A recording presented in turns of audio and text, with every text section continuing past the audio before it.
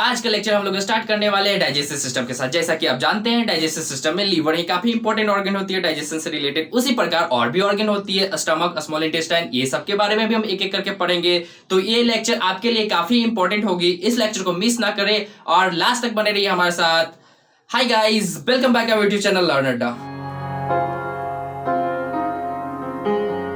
आज हम लोग स्टार्ट करने वाले हैं डाइजेस्टिव सिस्टम के बारे में। तो जानते हैं कि डाइजेस्टिव सिस्टम क्या होता है। सबसे पहले तो सिस्टम के बारे में जानते हैं। सिस्टम क्या होता है कि बहुत सारे ऑर्गन मिलके एक प्रोसेस पे काम करते हैं, उसी को हम सिस्टम बोलते हैं। तो यहाँ पे कौन सा प्रोसेस पे काम हो रहा है? डाइजेशन के प्रोसेस पे काम हो रहा है, इसीलिए हम डाइजेस्टिव सिस्टम बोलते हैं।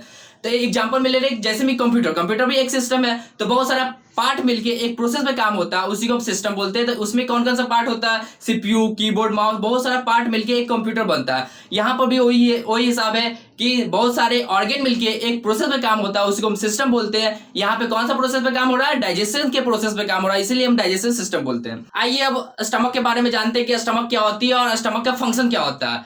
ठीक, आइए।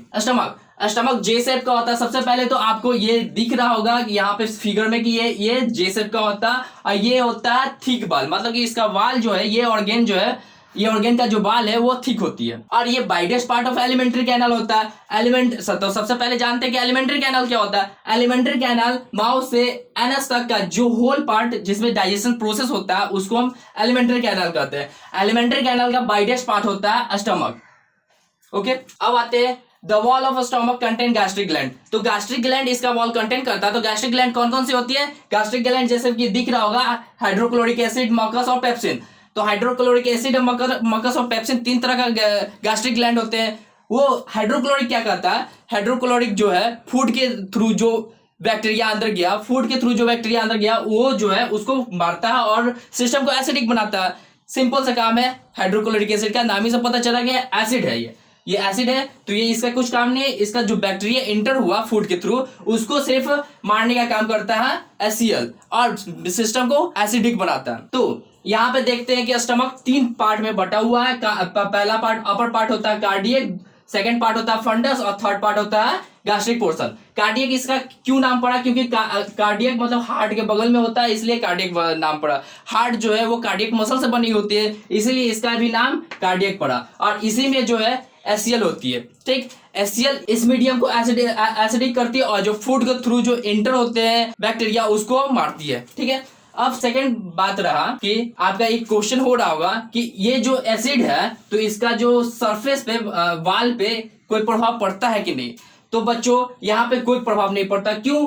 क्योंकि सेल के द्वारा एक एंजाइम सीक्रेट होता है, उसको मगज कहते हैं। और मगज क्या करता है? बेसिक नेचर का होता है। और ये जो है हाइड्रोक्लोरिक एसिड एसिडिक नेचर को होता है। तो इसका लाइन पे जो है, लाइनिंग पे, सरफेस पे वो न्यूट्रल हो जाता है, एसिड और बेस मिलकर न्यूट्रलाइज हो जाता है, इसलिए इसका वाल पे कोई प्रभाव नहीं पड़ता है कार्डियक में। ओके, सेकंड पार्ट में फंडस में क्या होता है? फंडस में जो कांटेनुमा धार, कांटेधार जो है वो इस यहाँ पे रहती है।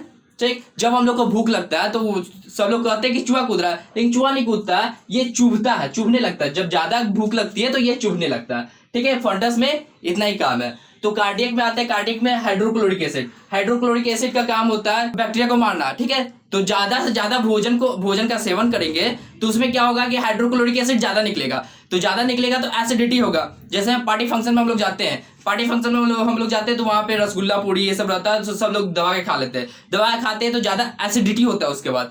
तो एसिड ज्यादा खाएंगे तो ज्यादा एसिड निकलेगा। ओके, अब वोमिटिंग होता है तो हम लोग तो खाते हैं कोल्ड, मतलब ठंडा। अब वोमिटिंग होता है तो पूरा ये सब जो है गला ये सब जलने लगता है। क्यों जलने लगता है? क्योंकि एसिड वहां से निकलता है, एसिड होने के कारण वो जलने लगता है। ठीक है, अब आते हैं गैस्ट्रिक ग्लैंड में। पहला ग्लैंड हो गया HCl होता है गैस्ट्रिक ग्लैंड। अब दूसरा होता है मकस का भी काम जान लिया कि मकस का काम क्या होता है कि यह सेल से सीक्रेट करता है एंजाइम और वो प्रोटेक्ट करता है। ठीक है, सीक्रेट करता है, ये बेसिक नेचर का होता है। यहाँ पे लाइनिंग को सरफेस पर कोई प्रभाव नहीं पड़ता। थर्ड होता है पेप्सिन, जो गैस्ट्रिक पोर्शन में पेप्सिन प्रोटीन का डाइजेशन होता है।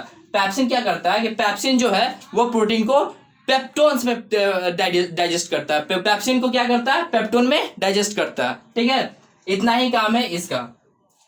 और जो यहाँ से डाइजेशन प्रोसेस हुआ और जो डाइजेशन प्रोसेस होकर जो अनडाइजेस्ट फूड जो बचा वहां से यहाँ से निकल के स्मॉल इंटेस्टाइन में जाएगा, उसको हम काइम बोलते हैं। ठीक है, काइम बोलते हैं। ठीक, तो यहाँ पे कि सिर्फ इतना ही पढ़ना था कि स्टमक क्या होती है, स्टमक का फंक्शन क्या होता है, और स्टमक कितने पार्ट में होता है। स्टमक 3 पार्ट में होता है, कार्डियक, फंडस और गैस्ट्रिक पोर्शन। गैस्ट्रिक पोर्शन में क्या होता है कि प्रोटीन का डाइजेशन होता है। प्रोटीन का डाइजेशन क्या है, पेप्सिन के थ्रू, पेप्सिन एक एंजाइम है, पेप्सिन के थ्रू वो जो है प्रोटीन का पेप्टोन्स में चेंज होता है। और जो अनडाइजेस्ट फूड हुआ यहाँ से जो निकलता है स्मॉल इंटेस्टाइन में जाता है, उसको हम काइम बोलते हैं। तो बच्चों हम लोग स्टमक के बारे में जान चुके थे, अब जानते हैं स्मॉल इंटेस्टाइन के बारे में कि स्मॉल इंटेस्टाइन क्या होती है और वो उसका फंक्शन क्या होता है। ओके, स्मॉल इंटेस्टाइन बच्चों, यहाँ स्मॉल इंटेस्टाइन जो है longest part of alimentary canal. Alimentary canal हम लोग जान चुके थे कि क्या होता है एलिमेंट्री कैनाल, उसमें जो है लॉन्गेस्ट पार्ट है, ये देखो ये दिख रहा है ना, यही जो है स्मॉल इंटेस्टाइन है, longest part of small intestine. इसका जो लेंथ होता है करीब कितना होता है, 7.5 मीटर, 7.5 मीटर होता है। और किस फॉर्म में होता है, कॉइल के फॉर्म में होता है। ओके, ये जो है स्मॉल इंटेस्टाइन किस फॉर्म में होता है, कॉइल के फॉर्म में होता है। और इसका लेंथ कितना होता है, 7.5 मीटर। ओके, और ये जो है ये रिसीव करता है, ये इसमें फाइनल डाइजेशन होता है और ये रिसीव करता है सिक्रेशन 2 ग्लैंड से। 2 ग्लैंड कौन कौन सी ग्लैंड होती है बच्चों, ये लीवर और पेनक्रियाज। अब आते हैं लीवर और पेनक्रियाज 2 ग्लैंड से जो सिक्रेशन होता है, इसमें ये रिसीव करती है और इसमें फाइनल डाइजेशन होता है। ठीक, एक और सिक्रेशन होता है जो कि इसका सरफेस के थ्रू होता है, उसको क्या कहते हैं, इंटेस्टाइनियल जूस। इंटेस्टाइनियल जूस। अगर स्मॉल इंटेस्टाइन से जो रिएक्ट सिक्रेशन होता है एंजाइम, उसको हम क्या कहते हैं, इंटेस्टाइनल जूस। ठीक है, उसको क्या कहते हैं, इंटेस्टाइनल जूस। ठीक है, अब जो रहा कि स्मॉल इंटेस्टाइन से जो सिक्रेशन हुआ उसको हम इंटेस्टाइनल जूस बोलते हैं। तो नाम ही से पता चल रहा है, इसमें भी इंटेस्टाइन, इसमें भी इंटेस्टाइन। इंटेस्टाइन के थ्रू जो सिक्रेशन होता है हम उसको क्या कहते हैं, इंटेस्टाइनल जूस। आगे का लेक्चर में हम लोग जानेंगे कि लीवर क्या होती है, लीवर के बारे में, ठीक है, पैनक्रियाज के बारे में और इंटेस्टाइनल जूस के बारे में। तो बच्चों हम लोग स्टमक के बारे में देख चुके थे, अब स्मॉल इंटेस्टाइन में कुछ ग्लैंड है उसके बारे में भी देख लेते हैं। जैसे में लीवर क्या करती है और लीवर का फंक्शन क्या होता है उसके बारे में हम लोग जानते हैं। आइए देखें लीवर क्या होती है। लीवर जो है रेडिश ब्राउन ग्लैंड होता है, मतलब कि लाल और भूरा ग्लैंड। ठीक है, और सबसे बड़ा ग्लैंड होता है और सिचुएटेड होता है स्टमक के बगल में, जैसा कि इस फिगर में दिख रहा है कि अपर पार्ट में सिचुएटेड होता है और स्टमक के बगल में सिचुएटेड होता है। और ये रेडिश ब्राउन ग्लैंड है और सबसे लार्जेस्ट ग्लैंड है एलिमेंट्री कैनाल में। तो एलिमेंट्री कैनाल हम लोग जान चुके थे कि क्या होती है, उसमें सबसे बड़ा ग्लैंड कौन है, लीवर। ठीक, और लीवर जो है एक जूस बनाता है, उसका नाम है बाइल जूस। वो जूस बनाता है और जूस बना के गाल ब्लैडर में रखता है। गाल ब्लैडर एक थैली होता है, गाल ब्लैडर में उसमें रखता है और उस थैली से सीक्रेट होता है स्मॉल इंटेस्टाइन में और स्मॉल इंटेस्टाइन में फाइनली डाइजेशन होता है, इसमें स्मॉल इंटेस्टाइन में छोड़ देता है। लीवर का बस इतना ही काम है कि लीवर में बाइल जूस को बनाना और बाइल जूस को बनाकर गाल ब्लैडर के सैक में रखना। गाल ब्लैडर में एक थैली होता है उसमें रखना और जब जरूरत पड़े तो स्मॉल इंटेस्टाइन में सिक्रेशन कर देना। ठीक, अब यहाँ पे नाम लिया बाइल जूस जो एंजाइम होती है। तो बाइल जूस क्या करती है, बाइल जूस जो है वो हेल्प करती है फैट के डाइजेशन में। फैट के डाइजेशन में बच्चों फैट क्या होता है, तो फैट एक कॉम्प्लेक्स सब्सटेंस होता है जो डाइजेशन आसानी से नहीं होता। ठीक है, तो उसको डाइजेस्ट करने के लिए बाइल जूस का इंपॉर्टेंस होता है, बाइल जूस हेल्प करता है डाइजेस्ट करने में। तो ये क्या करती है बाइल जूस, तो बिग ड्रॉपलेट होता है उसको स्मॉल ड्रॉपलेट में तोड़ना। बस इतना ही काम है बाइल जूस का, इतना ही काम है कि बिग कॉम्प्लेक्स जो होता है उसको स्मॉल कॉम्प्लेक्स में तोड़ना। ठीक है, तो बिग कॉम्प्लेक्स तो आसानी से डाइजेस्ट हो नहीं सकती है, तो उसको छोटे छोटे टुकड़े में तोड़ते हैं जिससे कि वो आसानी से डाइजेस्ट हो जाए। अब देखिए बाइल जूस क्या करते हैं। बाइल जूस अभी जैसे कि मैंने बोला कि बाइल जूस जो है वो ब्रेक करती है बिग ड्रॉपलेट को छोटे छोटे टुकड़े में। ठीक है बच्चों, जिससे वो आसानी से डाइजेस्ट हो सके। ये रहा लीवर के बारे में। तो बच्चों हम लोगों ने लीवर के बारे में जान चुके, अब पैनक्रियाज के बारे में जानते हैं कि पैनक्रियाज क्या होती है और उसका फंक्शन क्या होती है। आइए देखें पैनक्रियाज क्या होती है। Pancreas large cream colour gland है, ये एक ग्लैंड है जो लार्ज क्रीम कलर ग्लैंड है जो स्टमक के नीचे में होता है। देखिए यहाँ पे फिगर में आपको दिख रही होगी कि यहाँ पे पैनक्रियाज जो स्टमक के नीचे में है और ये एक एंजाइम सीक्रेट करती है, उससे हम क्या कहते हैं, पैनक्रियाटिक जूस। ठीक है, पैनक्रियाज से जो एंजाइम सीक्रेट हुआ, पैनक्रियाज से जो एंजाइम सीक्रेट हुआ उसको क्या कहेंगे, पैनक्रियाटिक जूस। और स्मॉल इंटेस्टाइन से जो सीक्रेशन होता है उसको इंटेस्टाइनल जूस कहते हैं। ओके, अब आते हैं ये किस किस पे एक्ट करता है, ये कार्बोहाइड्रेट और प्रोटीन पे एक्ट करता है। तो प्रोटीन देखिए यहाँ पे प्रोटीन 3 जगह पे प्रोटीन का डाइजेशन हुआ। पहला स्टमक में किसके थ्रू हुआ, पेप्सिन के थ्रू। पेप्सिन जो है प्रोटीन, पेप्सिन एंजाइम है प्रोटीन को पेप्टोन्स में चेंज किया। फिर उसके बाद पैनक्रियाज में एक होता है प्रोटीन का पेप्टोन्स को पेप्टाइड में चेंज करता है। ठीक है, तो यहाँ पे एक्ट करता है कार्बोहाइड्रेट और प्रोटीन पे, जो कि वो सिंपल फॉर्म में चेंज करता है जिससे डाइजेस्ट इजिली हो सके। ओके, अब आते हैं, ये तो रहा पैनक्रियाज का। तो पैनक्रियाज का क्या काम का है कि पैनक्रियाज सीक्रेट करता है पैनक्रियाटिक जूस स्मॉल इंटेस्टाइन में, और वहां पे क्या होता है, प्रोटीन का और कार्बोहाइड्रेट का डाइजेशन होता है। अब आते हैं इंटेस्टाइनल जूस पे कि इंटेस्टाइनल जूस क्या होती है और उसका फंक्शन क्या है। ठीक है, अब इंटेस्टाइनल जूस जो है वो किस पे एक्ट करती है, पार्शियली डाइजेस्टेड फूड पे। इंटेस्टाइनल में अब फूड जो है यहाँ से काइम जो है स्मॉल इंटेस्टाइन में आ गया, तो स्मॉल इंटेस्टाइन में आ गया, तो वो जो है इंटेस्टाइनल जूस जो है वो किस पे एक्ट किया, पार्शियली डाइजेस्टेड फूड पे। बच्चों उसको क्या करता है, उसको कन्वर्ट करता है सिंपल सॉल्युबल सबस्टेंस में, जिससे कि आसानी से वो डाइजेस्ट हो सके। अब देखिए, अब जो है स्मॉल इंटेस्टाइन ये है, ठीक है, इसका 3 पार्ट होता है। स्मॉल इंटेस्टाइन का कितने पार्ट होता है बच्चों, 3 पार्ट होता है। पहला पार्ट का नाम होता है ड्यूडेनम, दूसरा मिडिल पार्ट का होता है जेजेनम, और लास्ट पार्ट का होता है, लास्ट पोर्शन में है, लास्ट पार्ट का होता है इलियम। तो ड्यूडेनम और जेजेनम में जो है यहाँ पे डाइजेशन प्रोसेस नहीं होता। लास्ट पार्ट में जो लोअर पोर्शन में है इलियम, वहीं पे डाइजेशन, फाइनल डाइजेशन होता है स्मॉल इंटेस्टाइन में। तो ये जो है इंटेस्टाइनल जूस जो है वो स्मॉल इंटेस्टाइन में कहाँ जाती है, लास्ट पार्ट में। तो वहां पे क्या करती है कि पार्शियली डाइजेस्टेड फूड पे एक्ट करती है। ओके, समझ में आया बच्चों। अब देखते हैं पार्शियली डाइजेस्ट कहाँ गया, लोअर पार्ट में, इलियम के पास। तो इलियम में क्या क्या होता है, इलियम में जो है कार्बोहाइड्रेट ग्लूकोज में कन्वर्ट होता है। यहाँ पे डाइजेशन किस किस का होता है, कार्बोहाइड्रेट का, 3 चीज का डाइजेशन होता है यहाँ पे, कार्बोहाइड्रेट का, फैट का और प्रोटीन का। ठीक है, यहाँ पे किस किस का डाइजेशन होता है, 3 चीज का डाइजेशन होता है, कार्बोहाइड्रेट का, फैट का और प्रोटीन का। अब आइए कार्बोहाइड्रेट किस में चेंज होता है, कार्बोहाइड्रेट जो है इंस्टेंटाइनल जूस के मदद से वो कार्बोहाइड्रेट शुगर में चेंज होता है। यहाँ पे सिंपल सॉल्युबल सबस्टेंस में तोड़ता है, यहाँ पे डाइजेशन होता है, तो कार्बोहाइड्रेट को शुगर में चेंज करता है, डाइजेशन करता है। और फैट को क्या करता है, फैटी एसिड में तोड़ता है। मतलब फैट तो हम लोग पढ़े हुए कि फैट जो है बिग ड्रॉपलेट होता है, वो तो इजिली से डाइजेस्ट हो नहीं सकता है, तो वो लीवर के थ्रू बाइल जूस के हेल्प से वो छोटे छोटे टुकड़े में बनते हैं, तो आसानी से डाइजेस्ट हो जाता है। तो बाइल जूस भी यहीं पे आता है, लास्ट ही पोर्शन में जो है स्मॉल इंटेस्टाइन के लास्ट ही पोर्शन में डाइजेशन होता है। तो 3 चीज का डाइजेशन होता है, जैसा कि अभी मैंने बोला, कार्बोहाइड्रेट का डाइजेशन, फैट का डाइजेशन और प्रोटीन का डाइजेशन। तो कार्बोहाइड्रेट शुगर में चेंज होता है, फैट फैटी एसिड में चेंज होता है बच्चों, और प्रोटीन जो है वह एमिनो एसिड में चेंज होता है।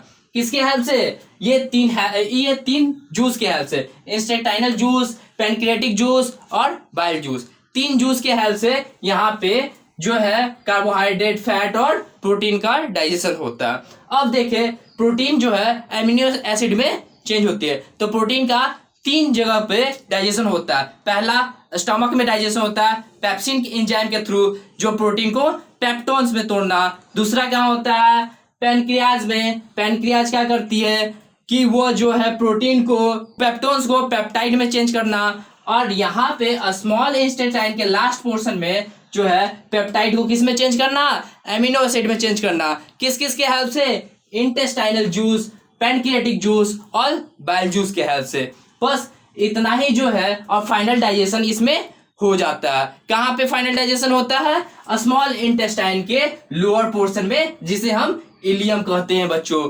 ये तो रहा पैनक्रियाज, स्मॉल इंटेस्टाइन के बारे में।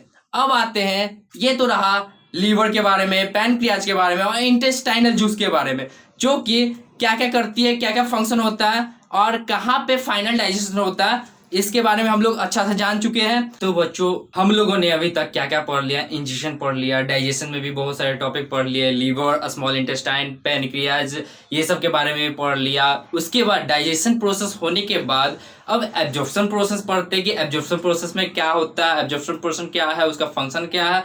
एब्जॉर्प्शन प्रोसेस होगा तो ही से सेल के पास न्यूट्रिशन जाएगा, न्यूट्रिशन जाएगा तो सेल स्ट्रांग होगा, हम लोग को ग्रोथ होगा और बहुत सारे फंक्शन को कर सकते हैं इजीली से।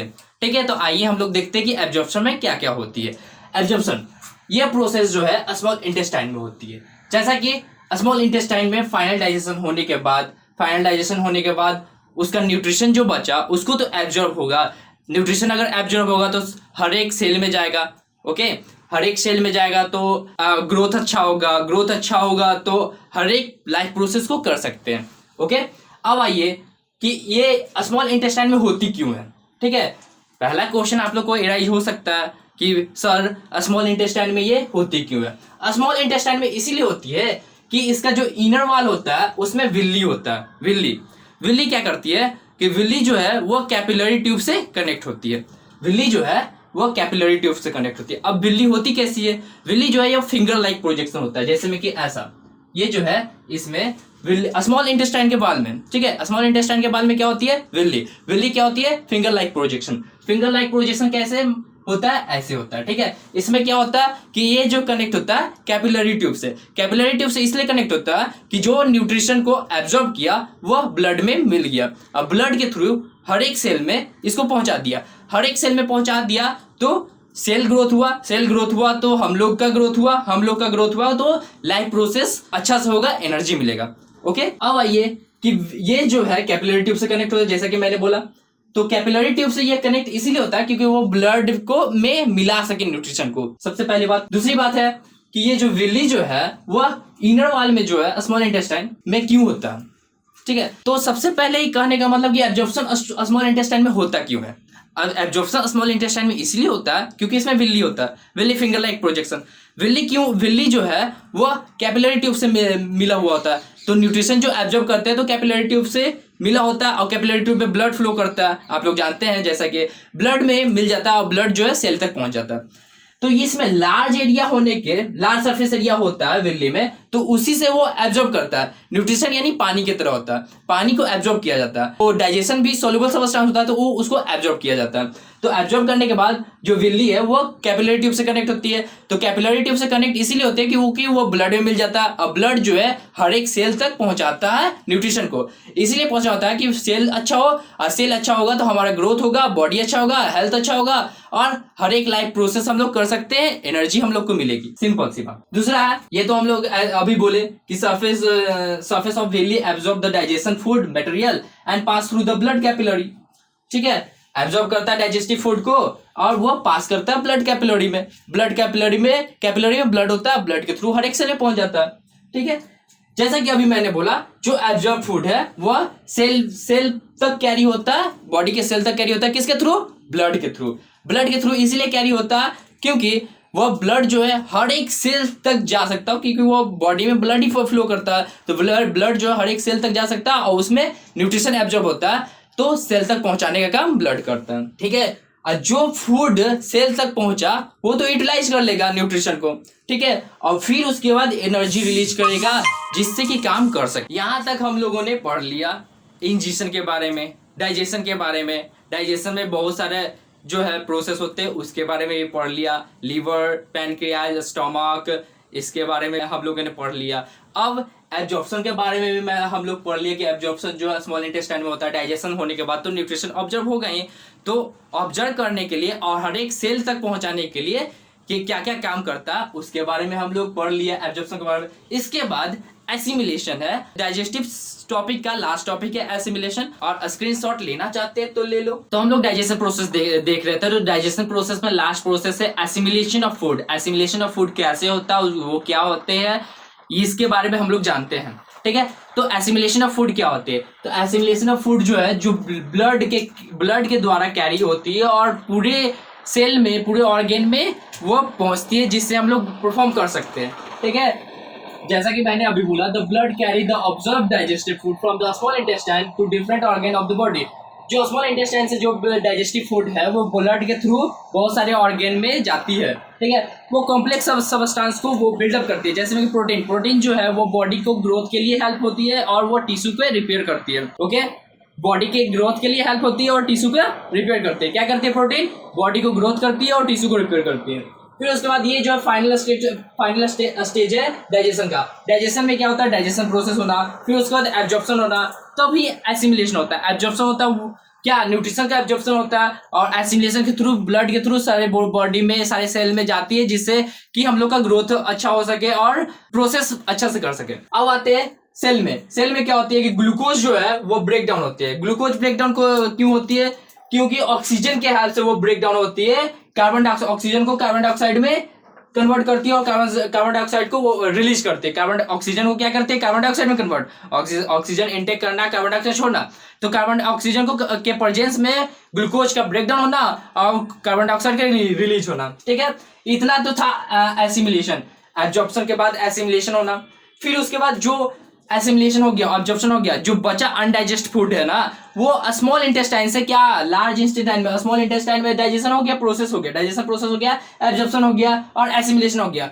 जो अनडाइजेस्टेड फूड बचा वो लार्ज इंटेस्टाइन में गया। तो लार्ज इंटेस्टाइन का क्या काम है कि लार्ज इंटेस्टाइन में जो वाटर जो होता है फूड में, वो वाटर को ऑब्जर्व कर लेता है। वाटर को ऑब्जर्व करता है तो वो सॉलिड बन जाता है। तो सॉलिड बन जाता है। ये जो है बहुत मोटा होता है ये लार्ज इंटेस्टाइन, और करीब इसका लेंथ कितना होता है? 1.5 मीटर। 1.5 मीटर यानी सबसे लंबा होता है स्मॉल इंटेस्टाइन, और ये लार्ज इंटेस्टाइन मोटा होता है और इसका लेंथ होता है 1.5 मीटर। और इसमें क्या होता है? जो अनडाइजेस्ट फूड है जिसमें वाटर बचा हुआ और वाटर ऑब्जर्व नहीं हुआ, तो वाटर को ऑब्जर्व ये करता है लार्ज इंटेस्टाइन, और ये जो वेस्ट मटेरियल जो बचा वो एनएस के थ्रू जो है वो इजेशन हो जाता है, ओके। अब इसमें क्या होता है कि लैट्रिन जो है वो पीला क्यों होता है? लैट्रिन पीला इसलिए होता है क्योंकि वो लीवर के द्वारा जो ब्लूब्रीम बनता है ना, ब्लूब्रीम जो है पीला कलर का होता है, तो ब्लूब्रीम ज्यादा अमाउंट में बनता है, लैट्रिन जो है वो पीला हो जाता है। बस आज के लिए इतना ही, फिर मिलते हैं अगले लेक्चर में, तब तक के लिए थैंक यू वेरी मच।